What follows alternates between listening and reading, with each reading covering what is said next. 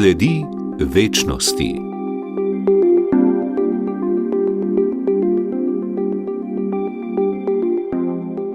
Spoštovani poslušalke in poslušalci, z nami je Andrej Doblehar, doktor umetnostne zgodovine in etnolog, pa tudi naš televizijski sodelavec. Najbrž ga tudi že po imenu in priimku prepoznate, da ga lahko velikokrat vidite na zaslonih. Je velik poznavalec in ljubitelj jaslic. Morda to ni tako znano, a vendar se Andrej že vrsto let s tem ukvarja. Andrej, dobrodošli v naši družbi. Hvala lepa in hvala za povabilo.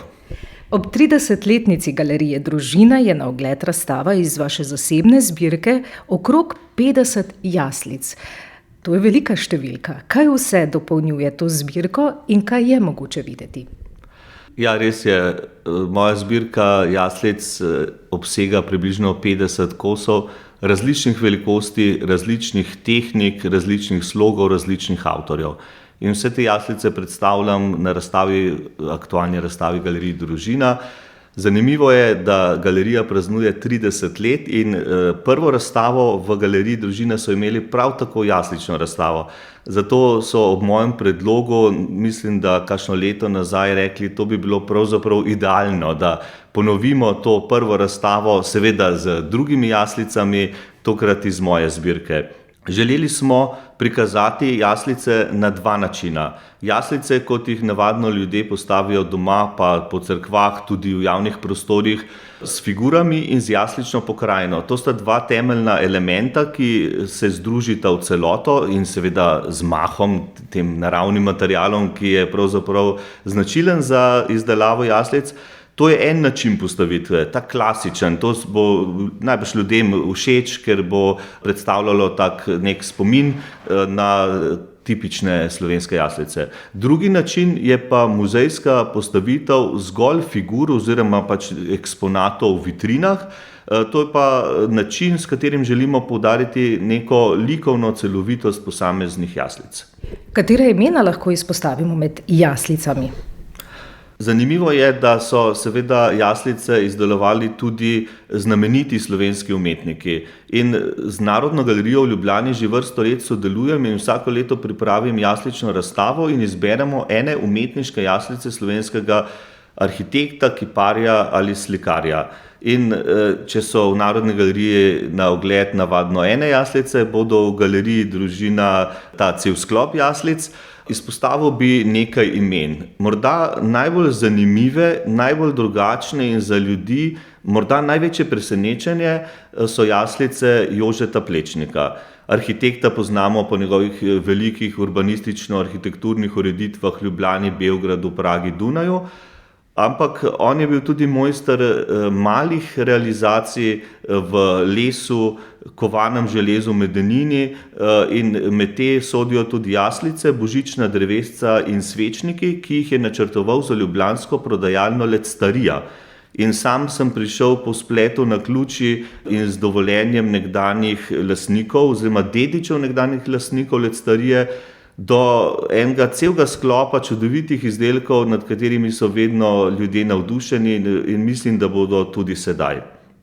Potem dve imeni bi še izpostavil, ki sta bili, lahko rečem, bila sta največja izdelovalca jaslic v drugi polovici 20. stoletja, to je ljubljanska kiparka Liza Hribar z velikim jasličnim opusom in pater kartuzijan iz samostana Pleterje Wolfgang Kogler, ki je tudi ustvaril zanimive jaslice. In zanimivo se mi zdi to, jaslice patra Wolfganga in Lize Hribar so po postavitvi zelo sorodne. Zanimivo je to, da so seveda lahko ustvarjene kot posamezne figure ali pa v kosu. To je v bistvu tudi novost druge polovice 20. stoletja. Ampak slogovno so pa zelo različne. Liza Hribar na eni strani neka milina, lepota, pater Wolfgang Kogler pa na drugi strani ekspresivnost in nek tak poseben ljudski karakter. Izpostavil bi še papirnate jaslice Maksima Gasparija in Franceta Goršeta. Morda tak najbolj poseben primer pa so velike lesene jaslice stirolske oziroma bavarske iz tega kulturnega prostora, teh znamenitih rezbarskih delavnic iz okoli leta 1900. Kupil pa sem jih na dražbi v Gradcu in so nekako prišle v Slovenijo. Pomembne se mi zdijo pa zato, ker je v 19. stoletju tradicija stirolske, nazarenska tradicija prišla v Slovenijo in zelo zaznamovala in usmerila razvoj jaslic na Slovenskem. Vaša pot med jaslice se je začela že v otroštvu. Kaj vas je pri njih pravzaprav prvotno očaralo? Jaslice, če se navežem na ta čar jaslic, pa očarajo tudi danes, ne samo vernega, ampak slehernega človeka. Kaj skrivajo jaslice, po vašem mnenju, Andrej?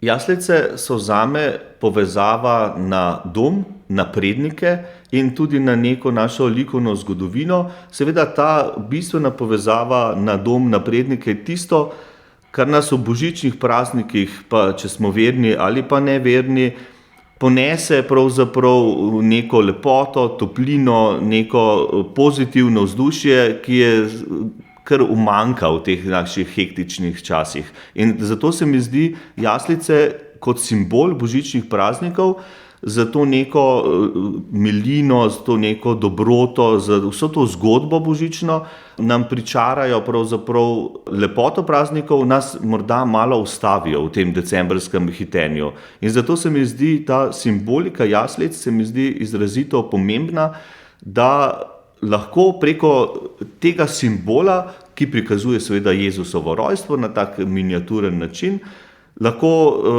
podoživimo pravzaprav te praznike in se povežemo s predniki. Zato je meni tudi osebno bolj všeč takšna izvedba jaslic, ki ima nekaj tradicionalnega v sebi. Seveda obstajajo vse sorte jaslice, po cerkvah, v javnih prostorih žive jaslice, ki odražajo tudi neko aktualnost nekega dogodka. Med recimo koronavirusom so nekatere figurice imele tudi maske, kar je zelo duhovito. Sam pa mislim, da ne bi jaslice izražale neko toplino, neko lepoto, nek spomin na nekaj arhetipskega, nekaj pradavnega in zato bi morale biti lepe.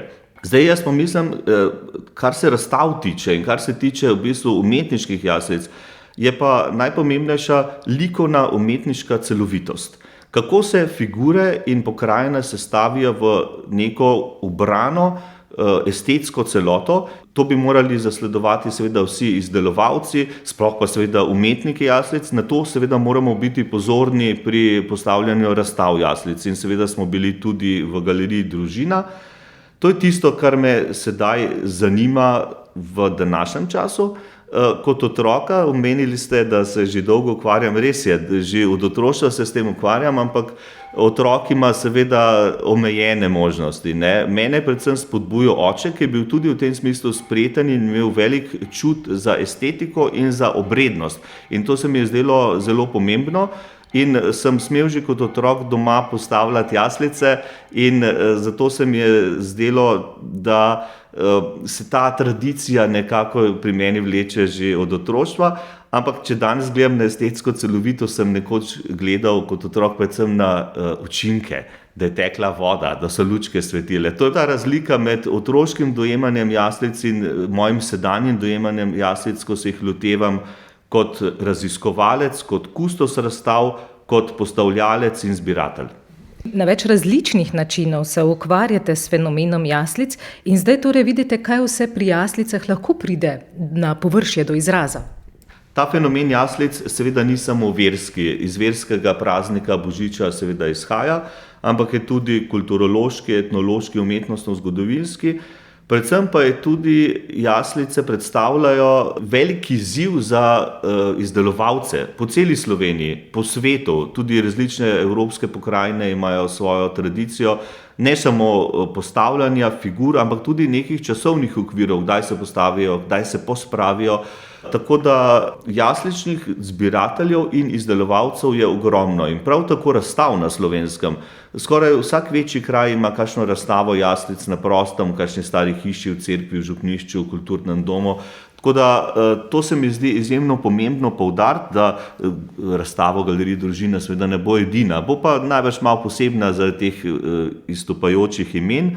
Ravno zaradi te navezave na preteklost in izjemne kreativnosti, ki jih izdelovanje in postavljanje jaslic, torej ta proces nesnovne kulturne dediščine, tega znanja in tradicije, So bile jaslice nedavno nazaj vpisane na seznam nesnovne dediščine Slovenije, kar se mi zdi izrazito pomenljivo in pravzaprav lepo, dragoceno.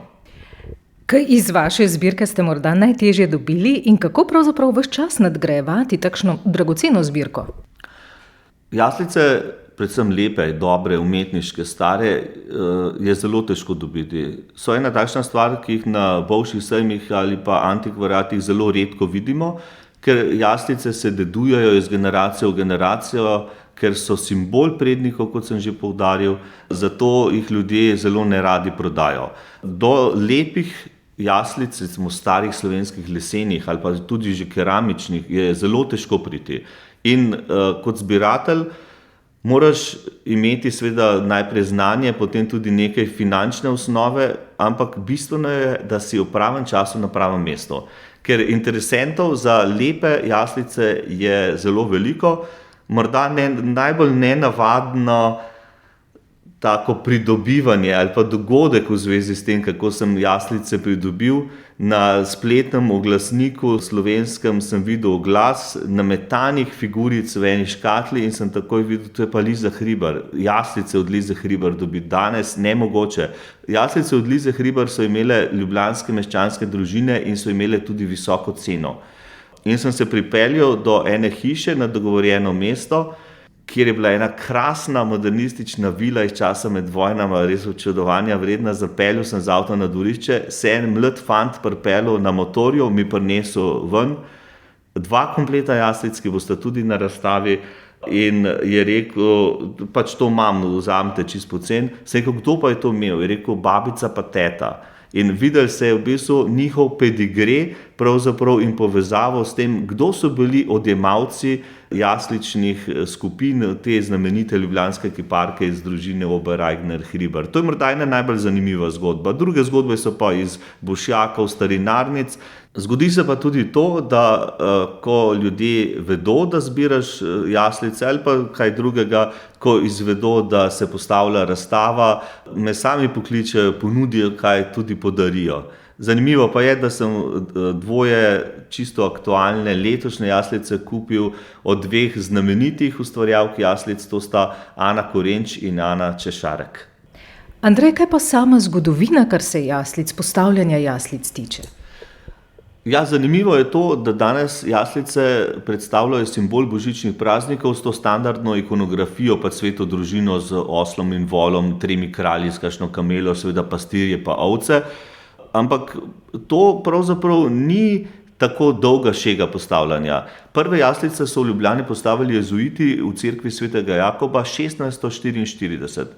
Potem se pa dolgo niso razširile kot šega postavljanja v 18. stoletju po cerkvah, predvsem samostanskih, meščanskih, plemiških domovih, šele v 19. stoletju po kmečkih domovih. Zanimivo je, da je škof Slomšek v Mariboru še v sredini 19. stoletja spodbujal župnike, naj kupijo jaslice in s tem omogočijo neko doživeto praznovanje vernikom.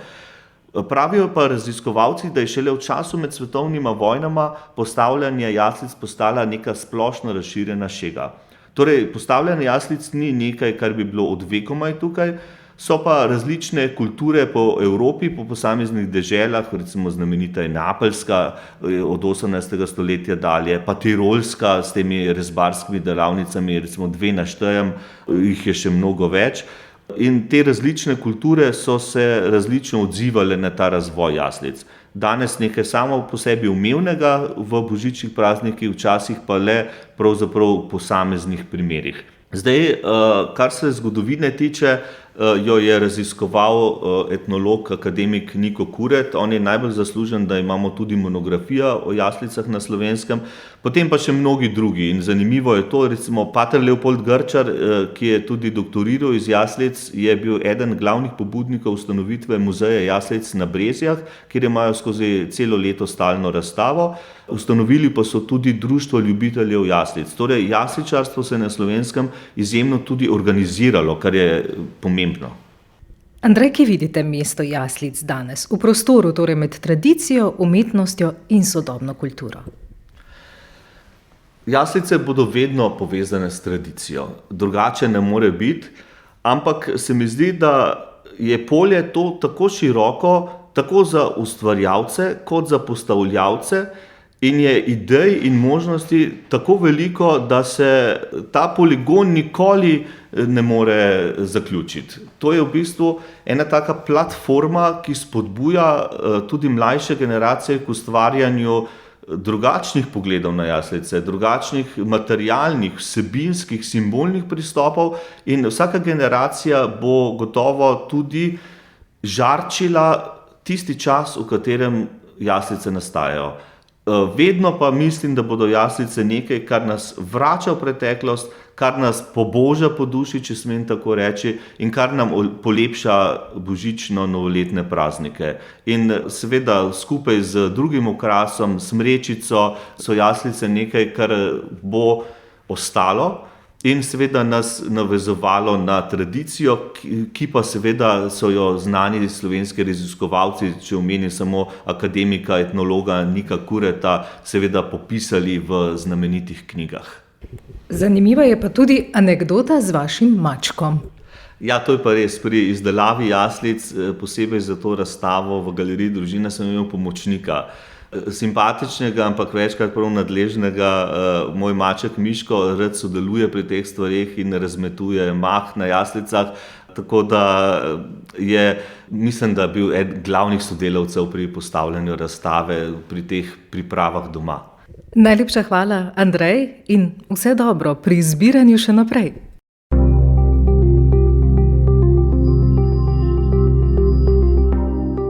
Sledi večnosti.